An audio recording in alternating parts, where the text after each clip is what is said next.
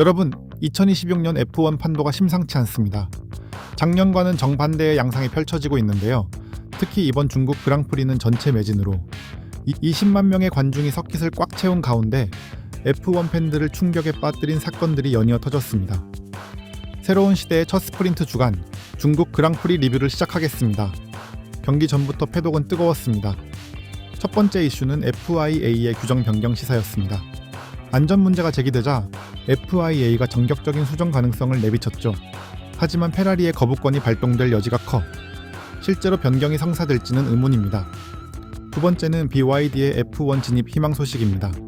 세계 최대 전기차 제조사인 BYD가 하이브리드 기술력을 앞세워 F1 엔트리 진입을 희망한다는 소식이 전해지며 중국 팬들은 열광했습니다.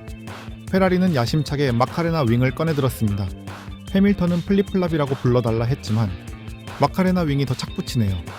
마카레나 윙은 기존 리어윙보다 0.1에서 0.2초의 단축이 가능한 것으로 알려져 있으나 실전에 도입하는 건 또 다른 문제겠죠. 금요일 프랙티스부터 메르세데스의 질주가 예사롭지 않았습니다. 러셀과 안토넬리가 가장 빠른 기록을 남겼죠. 이는 스프린트 퀄리파잉에서도 이어지며 이 연속 메르세데스의 프론트 로우 락업이 성사됐습니다. 토요일에 열린 스프린트 레이스에서는 러셀이 단 한 번의 추월도 허용하지 않는 완벽한 레이스로 폴트윈을 달성했습니다. 하지만 진짜 백미는 르클레르의 추격전이었습니다. 6 위에서 출발해 무서운 페이스로 올라오더니 해밀턴과 안토넬리를 차례로 추월 2위까지 치고 올라갔습니다.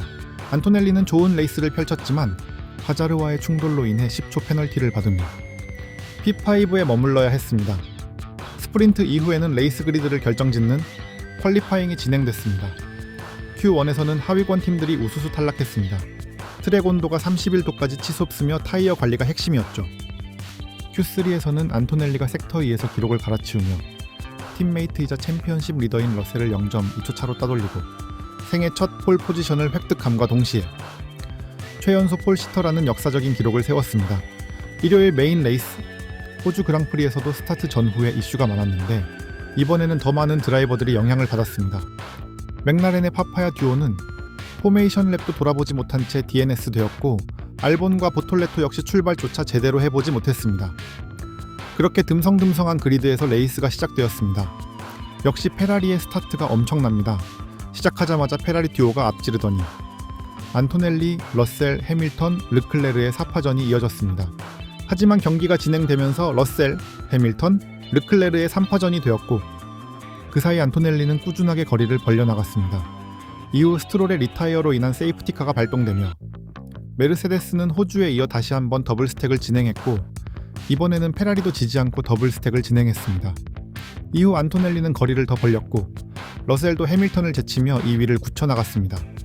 가장 흥미로웠던 부분은 페라리 듀오의 배틀이었는데 치열했던 배틀에 비해 르클레르와 해밀턴 모두 간만에 흥미로운 배틀이었다며 긍정적인 반응을 보였습니다. 그렇게 상위권 4명의 드라이버가 싸우는 가운데 중상위권에는 의외의 이름들이 자리를 차지했습니다. 맥라렌 듀오가 모두 리타이어하고 베르스타펜이 부진을 겪고 있는 가운데 베어먼이 P5를 기록하며 포인트를 획득했습니다. 이어서 가슬리, 로슨, 하자르, 사인츠, 콜라핀토까지 중상위권에서 보기 힘들었던 이름들이 올라왔습니다.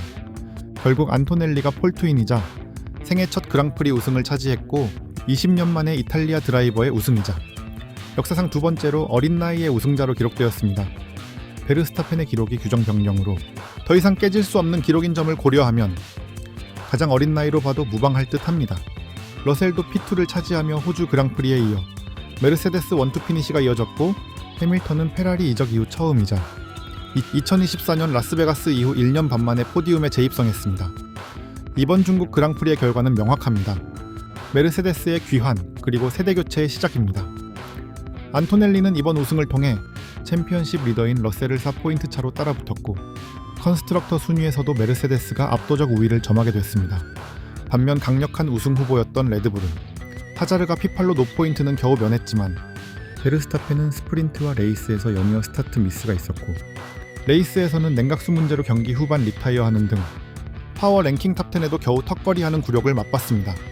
맥라렌 역시 더블 DNS를 당하며 레이스를 노포인트로 마무리했고 특히 피아스트리는 호주 그랑프리에 이어서 F1 역사상 최초로 개막 후 2연속 DNS라는 불명예스러운 기록을 달성하고 말았습니다.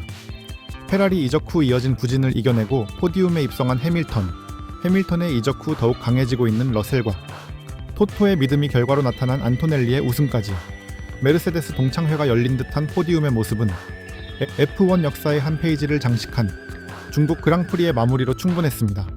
여러분은 이번 경기 어떻게 보셨나요? 댓글로 의견 남겨주세요. 저는 다음 주 벚꽃이 흩날리는 일본 스즈카 GP 리뷰로 돌아오겠습니다. 구독과 좋아요 잊지 마세요. 감사합니다.